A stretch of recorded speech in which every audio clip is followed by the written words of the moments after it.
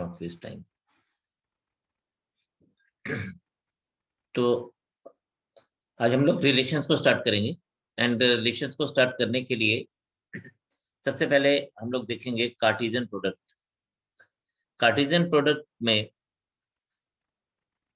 हम कहते हैं कि ये set of ordered pairs, ordered pairs, pairs हो गया जब दो चीजें एक साथ दी जाती हैं, तो ordered pairs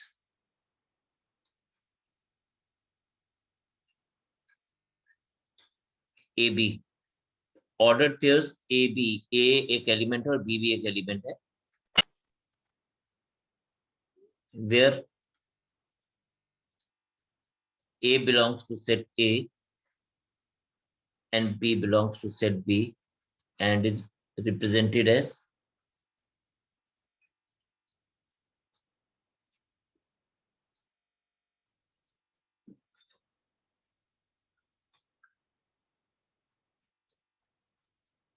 A cross B। छोटा सा एक एग्जांपल देख लेते हैं। If I say A is equals to 1 2 3 and B is equals to PQ, then हमारे पास क्या रहेगा, हम A cross B को we will be writing it as, the main important thing to see here is कि यहाँ पे जो हमारा फर्स्ट एलिमेंट है वो फर्स्ट सेट करेगा, यानी A was the first element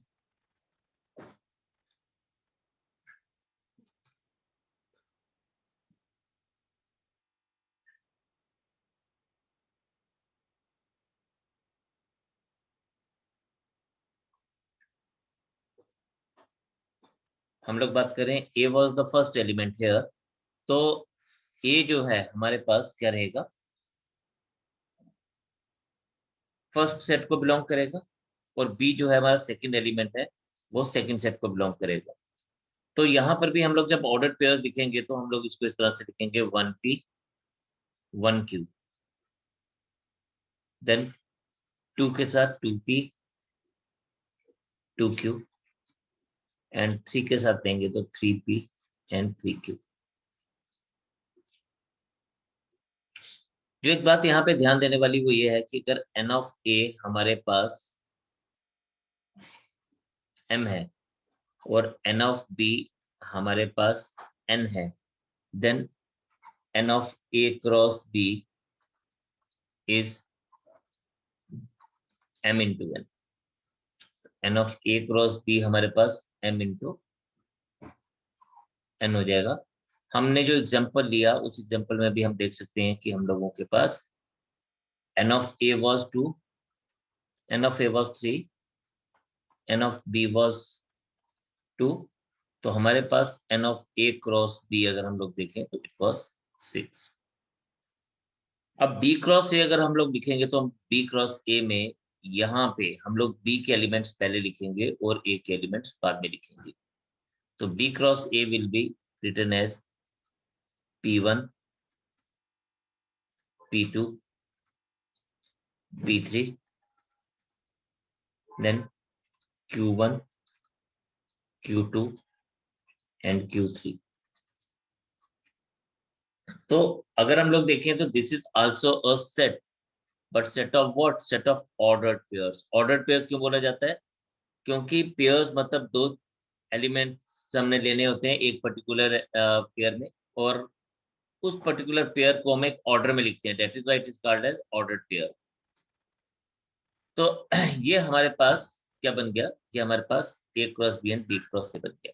now इस पे जो एक बहुत इंपॉर्टेंट क्वेश्चन जो आता है एग्जाम में वो क्या पूछा जाता है, वो पूछा जाता है ये कि if A and B has, ये आपको याद रख लेना है, if A and B has n elements in common,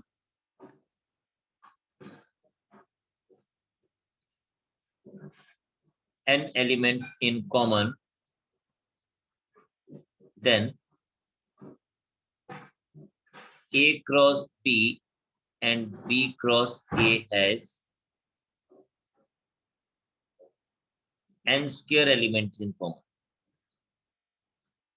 इसके ऊपर ये क्वेश्चन पूछा जाता है, डेफिनेशन तो नहीं आती बट ये क्वेश्चन इस तरह से जरूर पूछा जा सकता है।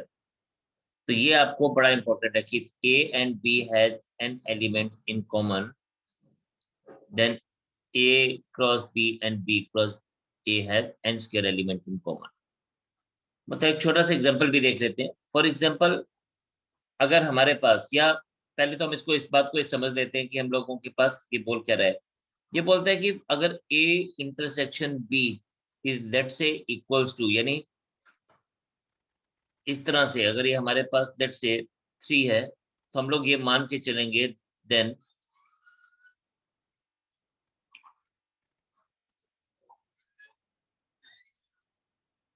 A क्रॉस B और B क्रॉस A के common elements will be 3 square, that means equals to 9। तो ये क्वेश्चन, इस तरह का क्वेश्चन एग्जाम में पूछा जाता है, अलग अलग तरीकों से पूछा जाता है, लेकिन यस पूछा जाता है। अब सपोज हमारे पास हम लोगों ने एक सेट ले लिया, A is equals to 1 2 3 4 and B हम लोगों ने ले लिया लेट्स से 3 4 एंड 5। तो आप देखिए n of A is equals to 4, n of B is equals to 3, right. And अगर आप A इंटरसेक्शन B देखें तो A intersection B is equals to 3 4. We can say that n of A intersection B is 2. A cross B अगर आप देखें बच्चे तो ये बनेगा आपके पास 1 3 1 4 1 5 2 3 2 4 2 5. Similarly 3 3 3 4 3 5 and 4 3 4 4 and 4 5. B cross ए अगर हम देखें तो आप देखें यहाँ पे 3 1 3 2 3 3 3 4, then 4 1 4 2 4 3 4 4, then 5 1 5 2 5 3 and 5 4. Now if you see the common elements between these two is, of course अगर आप देखेंगे तो यहाँ पे आपके पास क्या मिल गया 3 3 and you have got 3 3 here, 3 4 and 3 4 here, 4 3 4 3 here and 4 4 and you have got 4 4 here.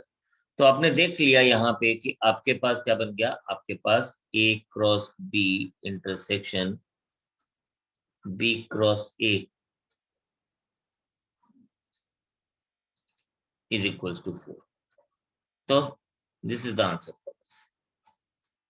तो हमारे को ये क्वेश्चन एज इट इज पूछा जाता है। अब यहाँ पे इफ वी सी तो यहाँ पे हमारे पास दो एलिमेंट्स कॉमन थे, तो we have got 2 square elements common in A cross B and B cross A। और अगर हमारे पास जैसे हमने पीछे देखा when we were having 3 elements common, अगर हमारे पास ऐसा दिया जाए तो हम लोगों के पास टोटल A क्रॉस B और B क्रॉस A में 9 एलिमेंट्स कॉमन होंगे। तो ये एक क्वेश्चन जो है इस तरह का क्वेश्चन एग्जाम में पूछा जाता है और बहुत बार पूछा गया है। नाउ रिलेशन को अगर हम लोग देखें तो रिलेशन जो है हमारा कार्टेशियन प्रोडक्ट का ही पार्ट है। तो अगर हम लोग देखें यहाँ पे आपको ना जो बात देखनी है वो ध्यान देनी है, जो हम इसमें छोटी छोटी टेक्निकल चीजें पढ़ेंगे उस चीज का आपने खास ध्यान देना है। जो भी हम इसमें टेक्निकल चीजें देखने वाले हैं, आप उसको जरूर पॉइंट बना के अपने पास रखिएगा, क्योंकि अगेन क्वेश्चन उसके ऊपर डायरेक्टली पूछे जाते हैं। तो हमें बोलता है कि late A and B are two non-empty sets.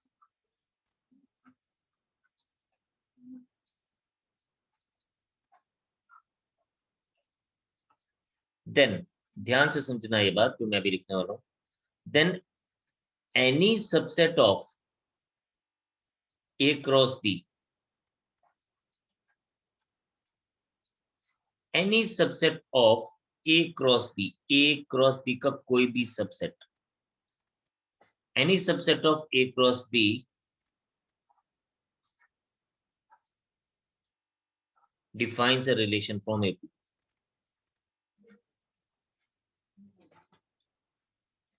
It defines a relation from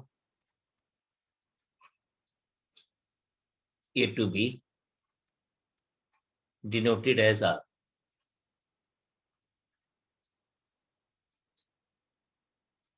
मतलब आप कुछ भी मान लीजिए, कुछ भी. फॉर एग्जाम्पल अगर सपोज मेरे पास एक सेट है A is equals to A, B and B is equals to let's say 1, 2, 3, तो A क्रॉस B आपको पता है कि क्या बनेगा. This will be A1, A2, A3, B1, B2, B3. ये हमारे पास जो A1, A2, A3 और B1, B2, B3 है, ये हमारे पास इसके एलिमेंट्स बन गए A क्रॉस B के. अब इसका कोई भी सबसेट, फॉर एग्जाम्पल मैं लिखता हूं सिर्फ A1 एंड B2, तो ये A क्रॉस B का सबसेट है. तो this defines a relation from A to B. ये मेरे पास A क्रॉस B का क्या है, A क्रॉस B का ये सबसेट है. जब A क्रॉस B का ये सबसेट है तो इसको मैं क्या लूंगा, इसको मैं कहूंगा कि ये रिलेशन है A से B तक का. सिमिलरली अगर मैं इसी बात को ऐसे बात करूं कि मेरे पास एक और मैं R2 लिख लेता हूं, उसको R2 नाम से सिर्फ डिफरेंशिएट करने के लिए. If I take it as A2, A3, B2 and B3, so this also defines a relation from A to B. ठीक है. और अगर हम लोग B क्रॉस A के अगर हम लोग सबसेट देंगे, B क्रॉस A के सबसेट देंगे, तो वो रिलेशन डिफाइन करेगा B से A तक का. ठीक है. यानी अगर हम लोग ऐसे बात करें, आपके पास पता है कि अगर हम लोग इस तरह से देखें,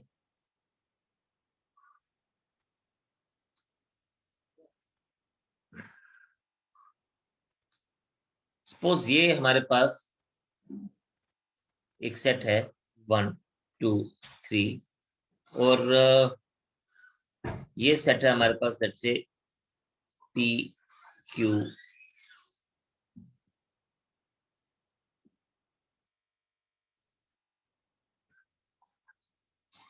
इस तरह से ले लेते हैं. ये सेट A ले लेते हैं, ये सेट B ले लेते हैं.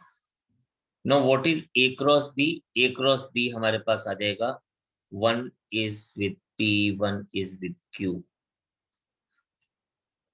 2 is with P and 2 is with Q, and R is with P and R is with Q.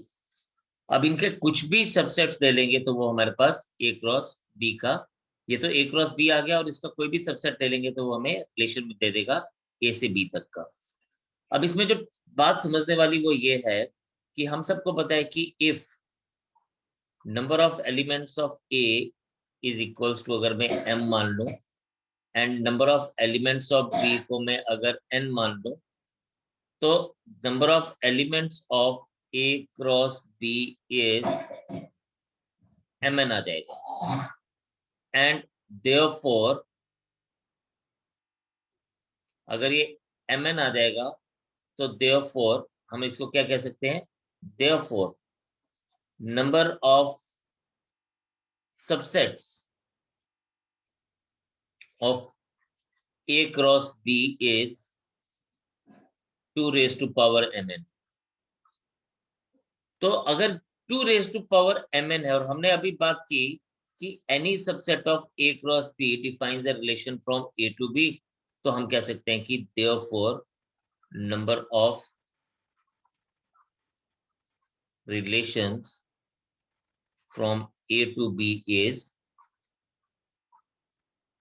again 2 raised to power mn। तो ये हमारे पास नंबर ऑफ रिलेशंस की बात करते हैं, तो ये हमें 2 रेज टू पावर mn मिल जाएगा। तो वेरी वेरी इंपॉर्टेंट थिंग जो हमें इसका ध्यान देना है, ये एक बड़ी इंपॉर्टेंट सी बात है। अब हम लोगों ने बात की कि यार एक सेट से लेके दूसरे सेट के ऊपर जब बात जा रही है तो हम कहते हैं कि they are what, they are defining a relation from A to B. Now इसमें जो एक इंपॉर्टेंट चीज है वो क्या है, वो है रिलेशन ऑन अ सेट। जी, relation on a set, this is something very important, क्योंकि हम लोग जो यहाँ पे अब काम करने वाले हैं या जो हमारे सिलेबस में है या जो हम सीख रहे हैं अभी तक या जो हमारे को क्वेश्चन पूछे जाएंगे वो एक ही सेट को ही ध्यान में रख के क्वेश्चन पूछे जाते हैं। तो relation on a set, not of a set, relation on a set. अब रिलेशन ऑन अ सेट की बात अगर हम करें तो ये एक पर्टिकुलर सेट की बात कर रहा है। तो इस बात को समझते हैं, हम कहते हैं कि लेट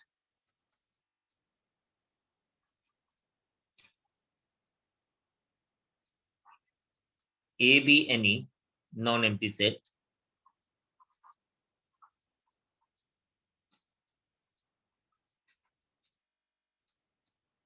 वही डेफिनेशन जो हमने ऊपर लिखी ना, वही डेफिनेशन हमारे पास यहाँ पर भी आती है। हमने क्या बोला, let A B any non empty set then any subset of, yes, any subset of A cross A. वहां पे हमने क्या बात की थी, वहां पे हमने बात की थी ए क्रॉस बी की। यहाँ पे हम बात कर रहे हैं ए क्रॉस ए की। Any subset of A cross A defines a relation from A to A. It defines a relation from A to A. ठीक है, तो ये ध्यान देने वाली बात है कि it defines a relation from A to A. और जो भी ए टू ए का रिलेशन डिफाइन होगा उसको हम लोग क्या कहेंगे, उसको हम कहेंगे कि it is relation on a set A.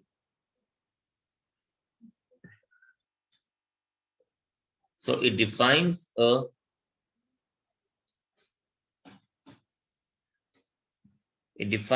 relation from A to A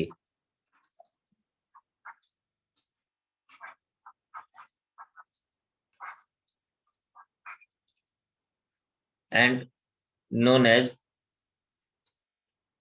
a relation on a set. What it is known as? It is known as relation on a set. अब यहां पर बात आती है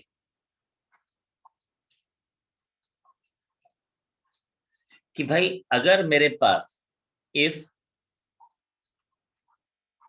n ऑफ a, अगर मेरे पास n है बच्चे, तो n of a cross a कितना आएगा, that will be equals to n into n, that is n square, and this implies that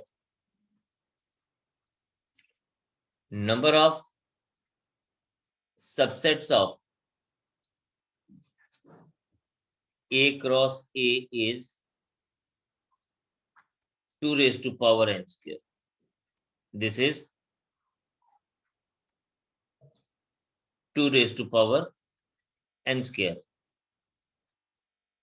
और अगर मेरे पास number of subsets 2 raised to power n square है, तो therefore we can say that कि number of subsets of A cross A is, so number of subsets नहीं, हम तो रिलेशंस की बात कर रहे हैं। Number of relations from A to A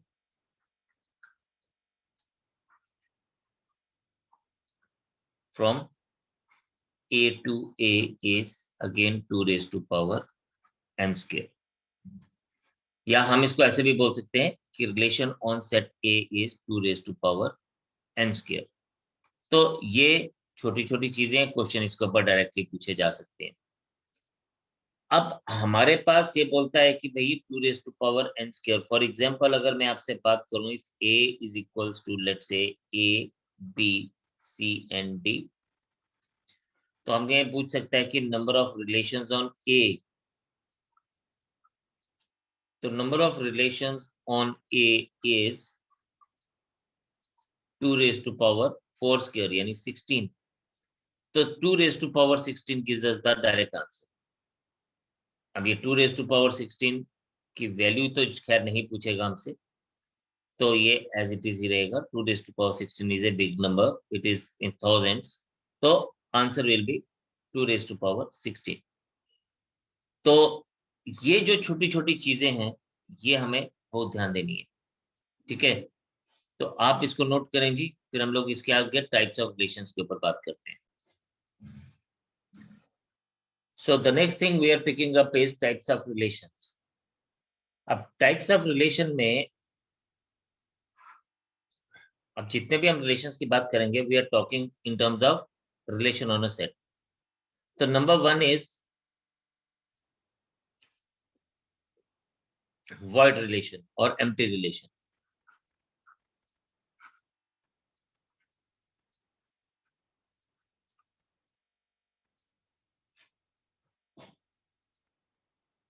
देखिए void रिलेशन में जनरली क्या बोलता हूं कि ये नाम का रिलेशन है, ये घर का वो बच्चा है जो किसी के भी काम नहीं करता, सिर्फ नाम का रिलेशन है कि बच्चा इस घर का लेकिन काम नहीं करता। तो हम इसको ऐसे बोलते हैं, हम बोलते हैं कि since phi is set of subset of every set,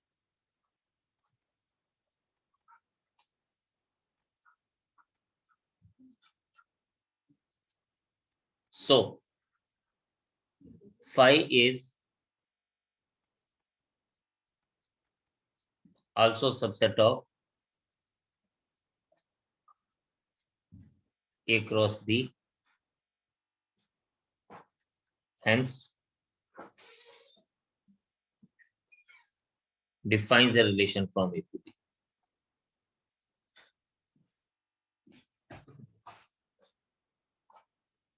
तो क्यों ये है, क्योंकि ये A क्रॉस B का क्या है, ये भी A क्रॉस B का सबसेट है, और अगर ये A क्रॉस B का सबसेट है तो it defines a relation from A to B। इसी तरह से second is it is universal relation. Universal relation का मतलब इसने सबके साथ बना के रखी है, ये घर का वो बच्चा है जो सबके साथ जिसकी बनी बनाई है, ये सबके साथ चलता है, सबकी सुनता है, सबकी बातें मानता है, तो ये वो बच्चा है, और इसमें ऑफिसर लाइक क्वालिटीज हैं, ठीक है। तो ये जरूर जाके ऑफिसर बनेगा। तो यूनिवर्सल रिलेशन जो है वो है हमारे पास, हम कहते हैं कि सिंस, अब हम बात करते हैं ए क्रॉस बी, हम कहते हैं कि अगर हम इन टर्म्स ऑफ सेट पे बात करें, सबसेट की बात करें, तो हमें पता है since every set is subset of its set,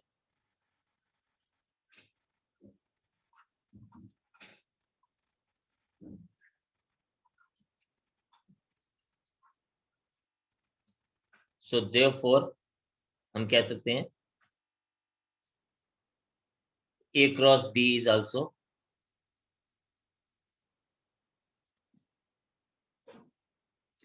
A cross B is also subset of itself, और अगर ये अपना सबसेट है therefore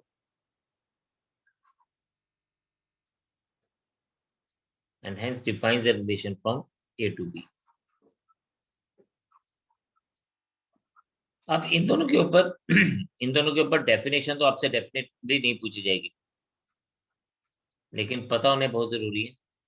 और इसके ऊपर क्वेश्चन क्या पूछ सकता है, ज्यादा से ज्यादा पूछ सकता है कि आपके पास इसमें नंबर ऑफ एलिमेंट्स कितने हैं। तो ये आपसे पूछा जा सकता है कि number of elements of empty relation. तो number of elements of empty relation क्योंकि 5 है, तो नंबर ऑफ एलिमेंट्स इज 0। और यहाँ पे अगर आपसे पूछा जाए नंबर ऑफ एलिमेंट्स कितने हैं, तो वो उतने ही एलिमेंट्स हैं जितने ए क्रॉस बी के होंगे। तो इधर number of elements is mn। Because अगर हम बोलते हैं ए में m नंबर ऑफ एलिमेंट्स हैं, जैसे हमने पीछे लिया, और बी में हमारे पास n नंबर ऑफ एलिमेंट्स है, तो हमारे पास number of elements in A cross B is mn। तो इसके नंबर ऑफ एलिमेंट्स कितने होंगे इस रिलेशन में, mn। तो इसमें इससे ज्यादा क्वेश्चन नहीं पूछा जा सकता, सिर्फ समझने की जरूरत है, समझ जरूर होनी चाहिए। Then the next relation is, this is very important relation, this is called identity relation।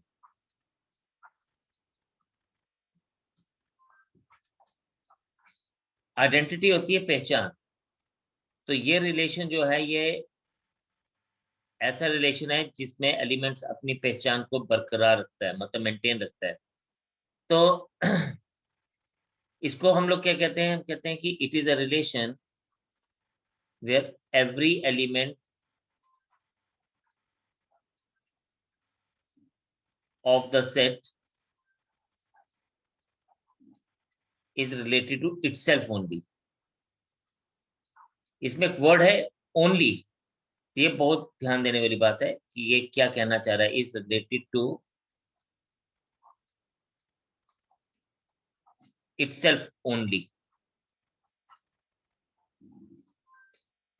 तो ये बात आपको बड़े ध्यान से देखनी है कि इटसेल्फ ओनली से कहने का मतलब क्या है। कि फॉर एग्जांपल अगर हम यहाँ पे बात करें, if A is equals to suppose P Q R, then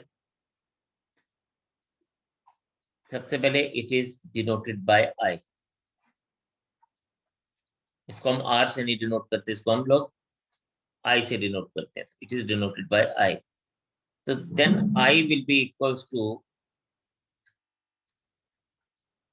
PP Q Q R are.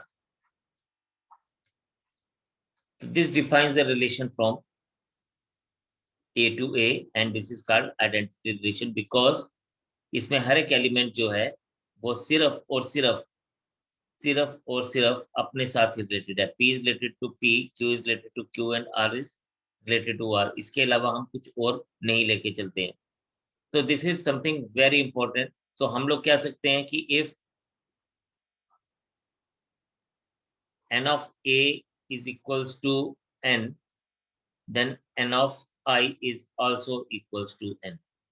तो ये बात आपने अगेन ध्यान देने वाली है, ठीक है। तो ये हमारे पास एक बड़ी इंपॉर्टेंट सा रिलेशन है। इसी से मिलता जुलता रिलेशन है जिसमें बहुत बार स्टूडेंट्स कंफ्यूज हो जाते हैं, वो है रिफ्लेक्सिव रिलेशन।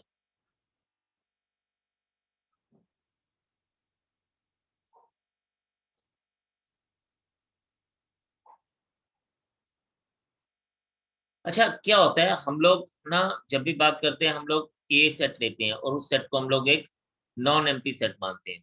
जनरली हम लोग एक ऐसा सेट लेके चलते हैं जिसको हम लोग नॉन एम्प्टी सेट मान के चलते हैं। तो हम कहते हैं कि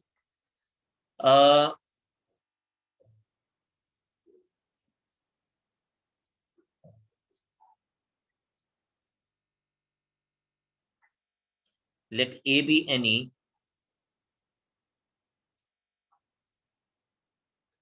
non-empty set, then इस बात को समझेंगे, then a relation R on A, R is the name of the relation, R is the relation and A is the set, then the relation R on A is reflexive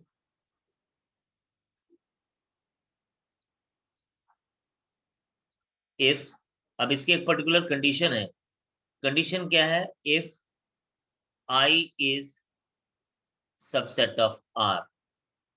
जी हाँ, I is subset of R का मतलब क्या है कि ये जो I है identity relation, ये इस R का क्या होना चाहिए?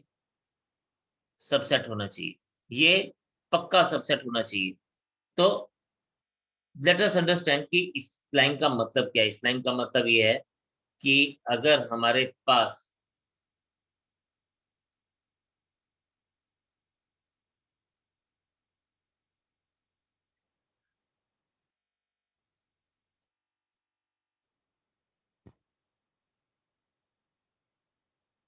अगर मैं यहाँ पे सपोज बात करूं, for example if I take A is equals to, जो मैंने पहले लिया, PQR, देन देन हमारे पास R रिफ्लेक्सिव कब होगा? जब उसमें PP, PQ, PR, QQRR,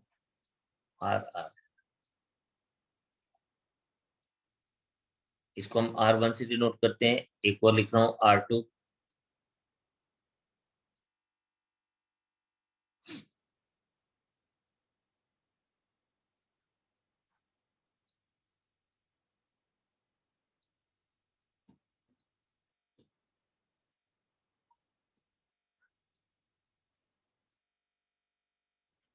and R3 लिख लेता हूं, PP, QQRR। नाउ जो हम लोगों ने बात की कि I subset of R, I subset of R का मतलब है कि भाई यहाँ पे ये जो PP, QQ, RR उस पर्टिकुलर रिलेशन का हिस्सा जरूर होने चाहिए। यहाँ देखें, PP, QQ, RR। बाकी कुछ लोग हों या ना हो, जैसे यहाँ पर हम लोगों के पास एक्स्ट्रा ऑर्डर पेयर थे, PQ, PR, ये हो भी सकते हैं, नहीं भी होंगे तो भी कोई प्रॉब्लम नहीं है। यहाँ पर हमने QR लिया, RQ लिया, तो ये हो भी सकते हैं और नहीं भी हो सकते। लेकिन हमारे पास जो मोस्ट इंपॉर्टेंट चीज है कि भाई जो मर्जी हो जाए, जैसा मर्जी हो जाए, हमारे पास एक हमारे पास ये जो है PP, QQ और RR, ये पक्का होने चाहिए, बाकी कोई हो या ना हो। यानी हम इन नटशेल ऐसे भी कह सकते हैं कि हमारे पास हर केस में हमने देखा तो I was the subset of it. तो हम कह सकते हैं कि इसको हम ऐसे भी बोल सकते हैं, every identity relation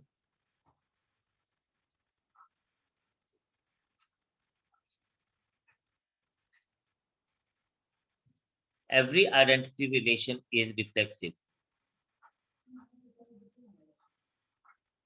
but converse need not to be true.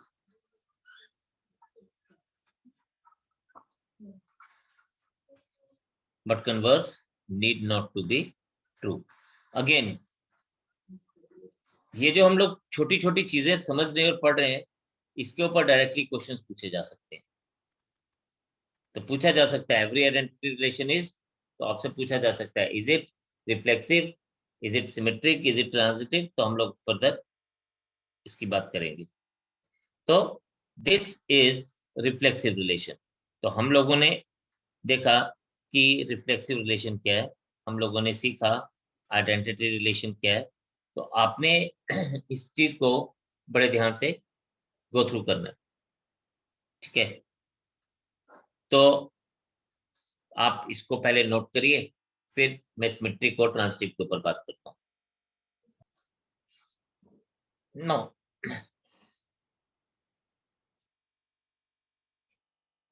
The next one is symmetric relation.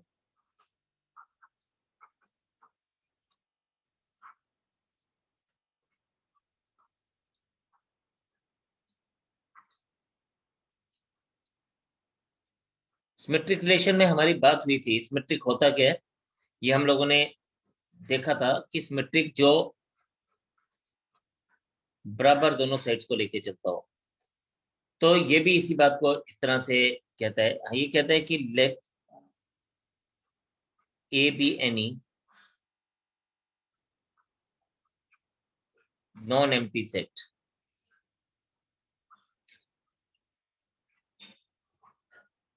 then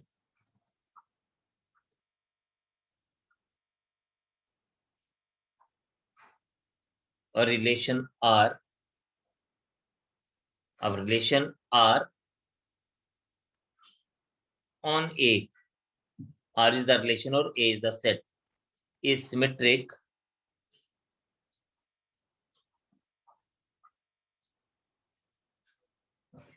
अब इसमें पता क्या है, इसमें हम लोग ऐसे बोलते हैं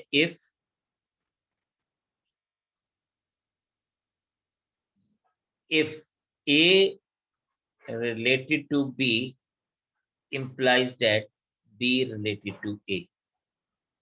ये जो ये लाइन है ना, ये बहुत बार स्टूडेंट्स को कंफ्यूज करती है कि यार ये है क्या।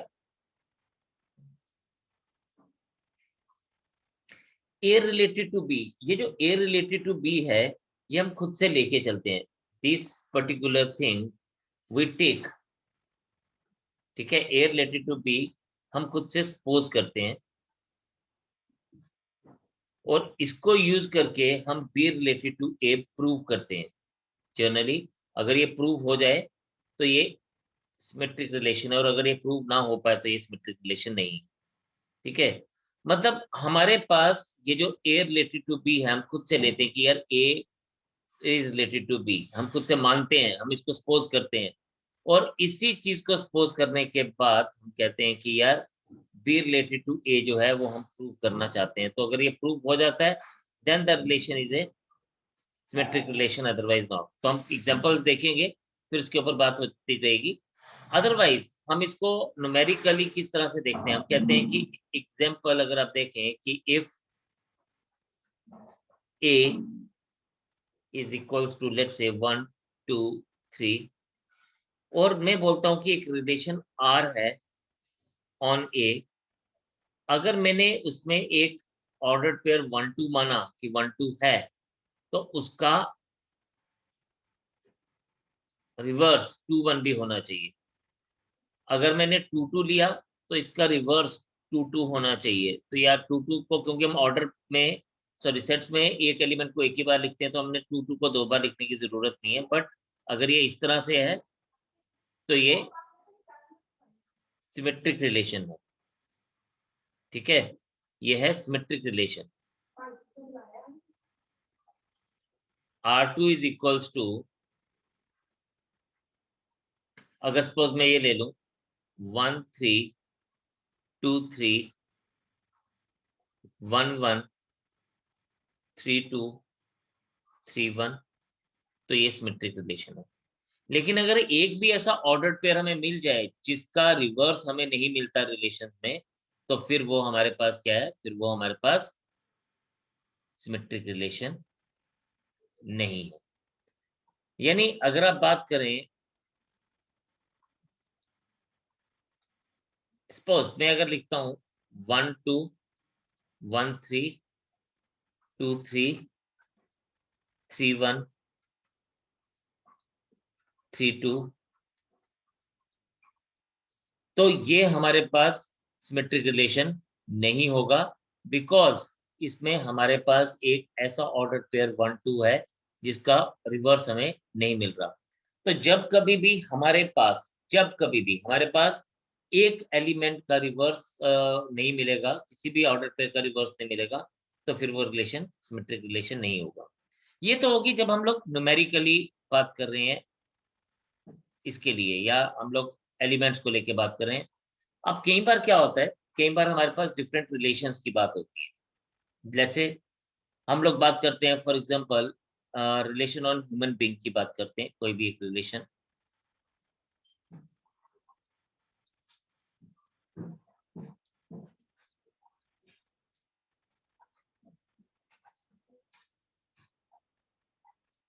हम कहते हैं कि अगर हमारे पास इफ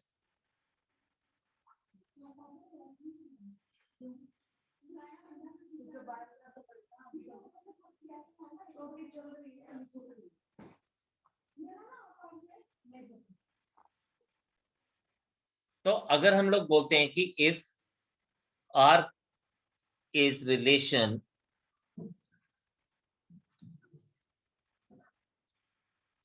on human beings,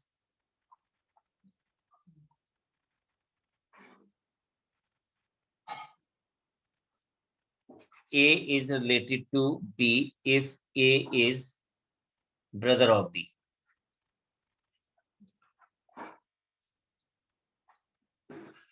ठीक है, A is related to B if A is brother of B. वैसे हम लोग एलिमेंट्स को हम लोग स्मॉल लेटर्स के साथ डिनोट करते हैं. Just let me correct my self. A is related to B if A is brother of B. अगर सपोज ये मेरे पास बात है तो हम लोग क्या कहेंगे कि यस, हम इसको ना खुद से सपोज करते हैं. हम पहली चीज को तो लेते हैं. अब देखो दोनों चीजें कैसे अभी चेंज होने वाली है. अभी एक बात समझिएगा. कहता है ए रिलेटेड टू बी. अगर मैं खुद से लेता हूं कि A related to B implies that A is brother of B. This implies that A is brother of B.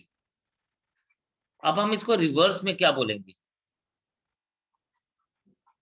हम इसको रिवर्स में बोल सकते हैं B is, अगर रिवर्स की बात करेंगे, B is ब्रदर और सिस्टर ऑफ ए. इसके लिए हम श्योर नहीं है. We are not sure about it, right. लेकिन अगर यही बात इस ह्यूमन बीइंग की बजाय सिर्फ मैन के ऊपर हो जाए, यहाँ पे हम आर को रिलेशन को मानते हैं कि ह्यूमन की बजाय this relation in on man, तो हमारे पास ये बात कि A related to B implies that in this case A is brother of B.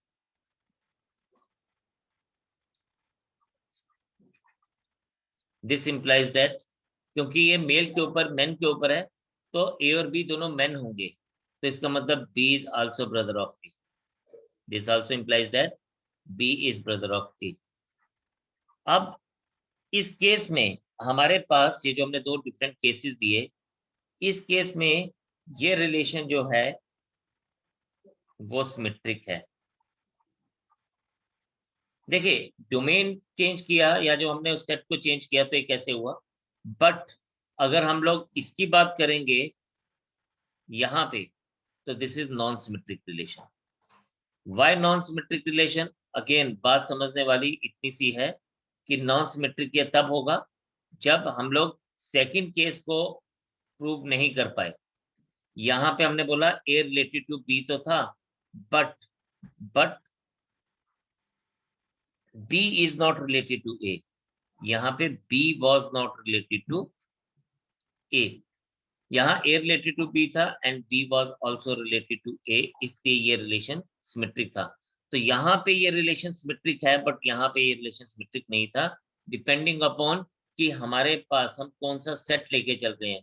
जब हमने सेम रिलेशन को ह्यूमन बींग्स के ऊपर लिया तो वो रिलेशन सिमेट्रिक नहीं था, बट जब हमने उसी रिलेशन को दूसरे सेट के ऊपर लिया यानी मैन के ऊपर लिया तो वो रिलेशन हमारे पास क्या बन गया, वो रिलेशन हमारे पास सिमेट्रिक बन गया. तो we have to be very careful कि हम लोग किस तरह से बात करके चले. ठीक है. देन इसी तरह से हम लोग बात करेंगे एक और रिलेशन की, दैट इज ट्रांजिटिव रिलेशन. तो आप देखें यहाँ पे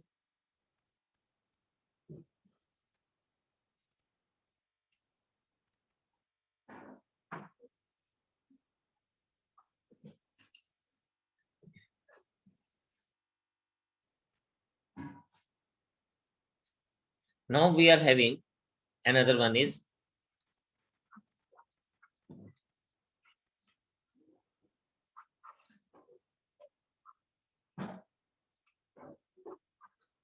transitive relation.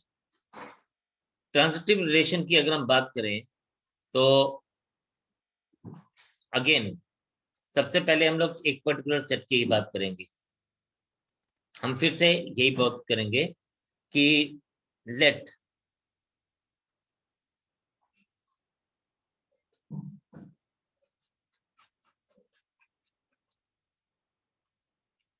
A be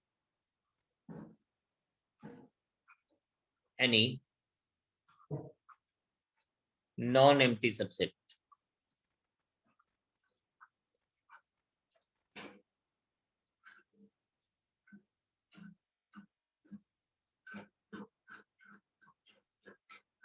Then a relation R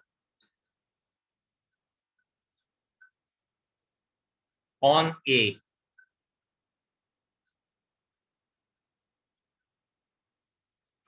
is transitive। अब यहाँ पे हम लोग दो चीजों को खुद से लेंगे। If A related to B, B related to C implies that A related to C। अच्छा, इस केस में भी A, B, C belongs to A है। ये भी एक ध्यान देने वाली बात है कि यहाँ पर A, B, C जो है, ये जो एलिमेंट्स हैं वो A के एलिमेंट्स हैं। और जब हम लोग सिमेट्रिक की बात कर रहे थे तो सिमेट्रिक में भी ये बात हम लोगों को बड़े ध्यान दे के रखनी है कि भाई ये बात तो C है, सही है, लेकिन यहाँ पर भी A, B जो है इट बिलोंग्स टू A है। तो ये बात का आपने खास ध्यान रखना है। ठीक है, तो हम किसी और एलिमेंट्स की बात नहीं कर रहे हैं, हम लोग जिस एलिमेंट्स की बात कर रहे हैं वो A का ही हिस्सा है। ठीक, तो ABC बिलोंग्स टू A। तो फॉर एग्जाम्पल अगर मैं आपसे बात करूं, अगर A इज इक्वल्स टू 1, 2, 3 है, तो रिलेशन R1 अगर मैं आपसे बोलूं ये 1, 1, 1, 2, 1, 3, 2, 3 है। अब ध्यान से समझना, हमने क्या लिया, हमने लिया 1 is related with 2, 2 is related with 3, यानी A रिलेटेड टू B, इसको मैं A मान लूं। अगर मैं इसको A मान लूं, इसको B मान लूं, और इसको B मान लूं, और इसको C मान लूं, तो मेरे पास ये रिलेशन ट्रांसटिव तब होगा जब मेरे पास क्या हो जाएगा, जब मेरे पास 1, 3 होएगा। यानी ये मेरे पास क्या होना चाहिए, मेरे पास एक ऑर्डर पेयर होना चाहिए 1 और 3 का। अगर ये बात मेरी सक्सेसफुल बनती है तो ही मेरा रिलेशन ट्रांसटिव है, अदरवाइज ये ट्रांसटिव रिलेशन नहीं है। अगर मुझे एक भी ऐसा ऑर्डर पेयर मिल जाता है जिसमें ये बात लागू नहीं होती है तो ये रिलेशन ट्रांसटिव नहीं रहेगा। एक एग्जांपल और देखिए। फॉर एग्जांपल अगर मैं ऐसे बात करूं, 1 is related to 2, 2 is related to 3, 1 is related to 3, 3 is related to 1, and इस तरह से बात कर लेता हूँ। नाउ अगर हम लोग यहाँ देखें तो हम लोग देख रहे हैं कि यार 1 is related with 2, 2 is related with 3, and we are getting 1 is related with 3 जो हमें यहाँ पे मिल रहा है। That is very good, हमारे पास यहाँ बात बनी। अब यहाँ पे अगर आप नेक्स्ट पे देखें तो नेक्स्ट में we are having 1 is related with 3, 3 is related with 1, तो हमें क्या मिलना चाहिए, हमें मिलना चाहिए था 1 is related with 1। हमें एक ऑर्डर पेयर मिलना चाहिए था यहाँ पे 1, 1 अगर होता तो ये रिलेशन हमारे पास ट्रांसटिव होता। क्योंकि यहाँ पे ये 1, 1 मिसिंग है, इसलिए ये रिलेशन ट्रांसटिव नहीं है और ये वाला रिलेशन ट्रांसटिव था। तो अगर हमें एक भी ऐसा ऑर्डर पेयर मिल जाता है कि जिसकी सुनवाई नहीं है, जो उस रिलेशन को सेटिस्फाइड नहीं कर पा रहा है, तो वो रिलेशन ट्रांसटिव नहीं है, अदरवाइज वो रिलेशन सब रिलेशन ट्रांसटिव होंगे। तो कंसेप्चुअल बात है, इस बात को आपने हमेशा मान के चलना है। अब हम लोग इस बात को ऐसे मान के चलते हैं, लिसन वेरी केयरफुली, कि अगर हमारी ये बात सेटिस्फाई ना हो कि ए रिलेटेड टू बी है, बी रिलेटेड टू सी है, बट ए रिलेटेड टू सी नहीं है, तो वो रिलेशन ट्रांसटिव नहीं है। अगर हम इस बात को गलत साबित ना कर पाए, ए रिलेटेड टू बी है, बी रिलेटेड टू सी और ए रिलेटेड टू सी नहीं है, अगर हम इस बात को गलत साबित ना कर पाए तो वो रिलेशन ट्रांसटिव माना जाएगा। मतलब हमारा आर रिलेशन ट्रांसिटिव सिर्फ और सिर्फ तब नहीं होगा जब ए रिलेटेड टू बी है, बी रिलेटेड टू सी है, बट ए रिलेटेड टू सी नहीं मिल पा रहा, तब वो ट्रांसिटिव नहीं होगा, अदरवाइज हम उसको ट्रांसिटिव लेंगे। इस बात के ऊपर आगे हम एक क्वेश्चन भी करेंगे, आपको समझ आ जाएगा। है बहुत छोटा सा क्वेश्चन है, बड़ा टेक्निकल सा क्वेश्चन है, लेकिन आप उसके ऊपर बात करेंगे, हम उसके ऊपर समझेंगे कि क्या वो रिलेशन किस तरह का रिलेशन है। ठीक है, चलिए, ये तो हो गया हमारा ट्रांसिटिव रिलेशन। आगे बढ़ने से पहले एक और रिलेशन है, that is equivalence relation.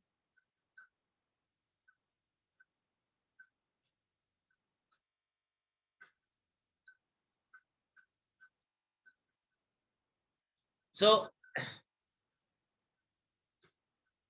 any relation R is equivalence। अब इक्विवेलेंस अगर रिलेशन कब है, जब वो तीनों रिलेशंस की प्रॉपर्टीज को सेटिस्फाई करता है। तो any relation R is equivalence if it is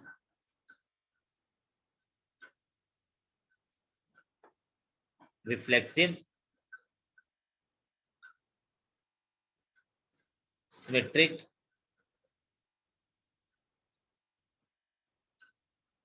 and transitive।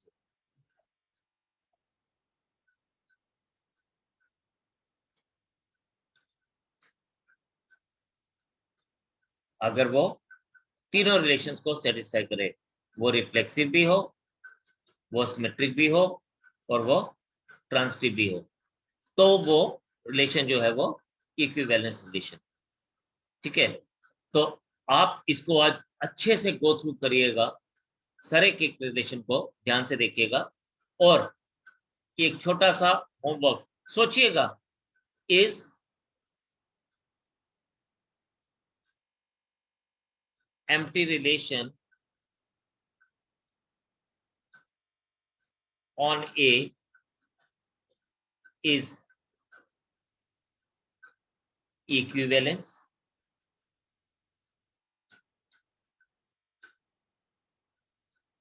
आपने go give a thought on this today,